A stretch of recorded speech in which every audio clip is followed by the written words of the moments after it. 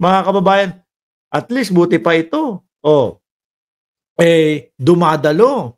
Ayan, oh. Judicial killings o Saglit lang, huwag kayong kabahan. Ito po yung dating driver, no, driver bodyguard ng dating Pangulong Duterte. Aba, ito, buti ito, tumadalo ha. O ipinapaliwanag niya yung kanyang side. Kahit na alam natin na nagpapalusot lang. Pero ang dating Pangulong Duterte, wala pa din. No, kung ano-ano ang mga pinagsasasabi. Pakinggan nyo yung driver niya.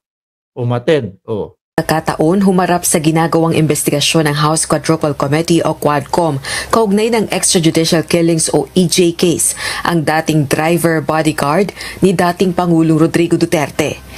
Naging driver bodyguard ng dating Davao City Mayor si retired SPO4 Sanson Sonny Benaventura mula 1988 hanggang 2008. Mga bossing, ako ang nakikita ko dito, no? Imbis na ako ang dumalo, ikaw na lang ang dumalo. Pabulaanan mo na lang lahat, no? Kasi kapag ako ang dumalo, talagang nasa akin lahat ng question yan. Nasa akin nakatutok lahat ng katanungan ng Quadcom. Ganyan yun no? Mas less ang magiging tanong sa kanya. Mas limitado ho, no? Tuloy natin. Saan ba yun? Oo.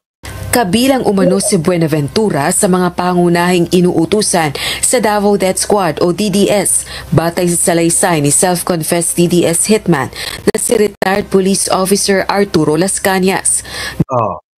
Siya daw, mga kababayan. Pero syempre, ano sasabihin yan? I-deny niyan, mga bossy. Si dating Pangulong Duterte, ganun lang naman din ang gagawin. Bakit pa hindi umattend doon sa Quadcom? O baka talagang wala lang. Duwag lang ho ang dating Pangulo. No?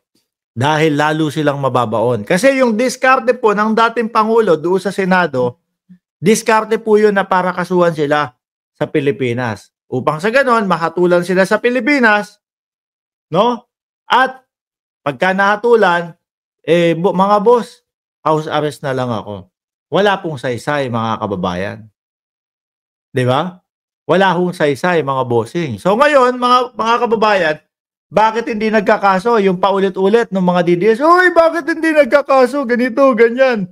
Kasuhan nyo. Hindi kakasuhan yan. Nandun na yung problem, nandun na yung reklamo nila Bakit babalik pa ng Pilipinas? Pag sa Pilipinas, sa bahay lang ikukulong. Pero kapag itinuloy yon, actually, di ba kakapasok lang na balita kahapon? Ang DOJ, bumuo ng task force para sa kanila. Di ba? Gayunman, itinatanggi ito ni Buenaventura at sa tingin nito, may galit sa kanya si Las Cañas dahil hindi niya ito pinagbigyan sa mga hinihiling nito sa kanya. Dinala kay PRRD itong mga request ni Las Cañas. Yan ang reason na sa tingin mo, galit si Las Cañas sa'yo kaya in-include ka niya sa affidavit niya. Tama po ba? Yan siguro yun. Yan siguro. Yan siguro yun. Pero mga kababayan, no?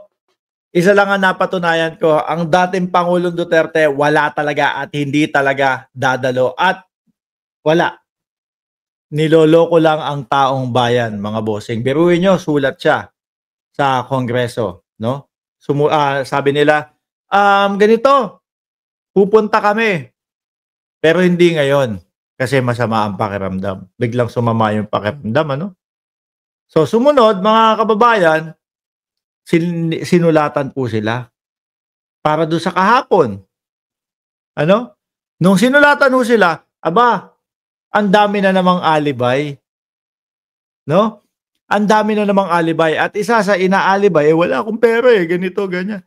Nandiyan po ang mga DDS na mga nauuto ng dating Pangulong Duterte.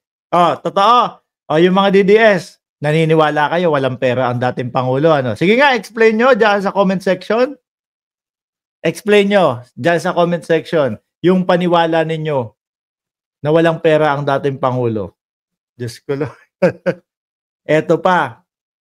Papakita ko sa inyo yung video, mga bossing. Alam nyo po, yung people power nila, mimol power, dito naman po yan manggagaling yun. Kapatid kong Pilipino. Mga kapatid kong Pilipino, ayan, papikit-pikit na ho, mga bossing. Pagka ho, no, sa Quadcom ang patawag, wala.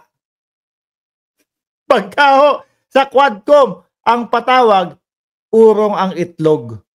O yan ha, mga DDS. Uy, sabi ni Sixto Alquizar, gonggong ka. Sixto, naniniwala ka, urong ang itlog nito? Atras ang itlog nito? No. Pag sa Quadcom ang patawag, wala, hindi sisipot, mahina ang katawan. Pero kapag magpapatawag ng mimol mawer, saan nakakapunta? Pilipinas ngayon. Hanggang kaya. Umiikot ako sa Pilipinas ngayon. Nakakapag-ikot sa buong Pilipinas. Pero iniikot pa ng dating Pangulong Duterte ang Pilipinas. Pero bakit ganun? Yung people power nyo. Ano nangyari dun? 17M, mga kababayan, ang dumalo. Kinabahan ang Malacanang. Kinabahan ang Malacanang sa 17M. Mark, ano yung 17M? 17 minions, no? Sa pangunguna nung idol nila na si Morales. O, di ba mga kababayan? Tama ako? Yung mga DDS nakarinig lang ng kontra kay dating Pangulo. Nakarinig lang sila na ang ikinakanta ni Morales laban sa laban sa Pangulo. Aba, ang mga DDS, Morales, tumakbo ka ng senador. Morales, tumakbo ka ng senador, kailangan ka ng bayan. Bakit hindi nyo isinagala si Morales kasama ang inyong tatay? Biruin nyo magtatampo sa inyo yan. Umiikot ng Pilipinas ngayon, para saan po, dating Pangulo? Ako sa Pilipinas ngayon. Hanggang kaya. Para sa peace rally. May peace rally daw kayo. Tapos hindi nyo pupuntahan.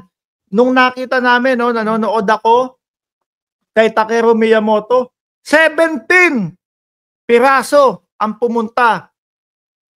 Ano nangyari sa inyo? Tapos parang puro vlogger pa yon.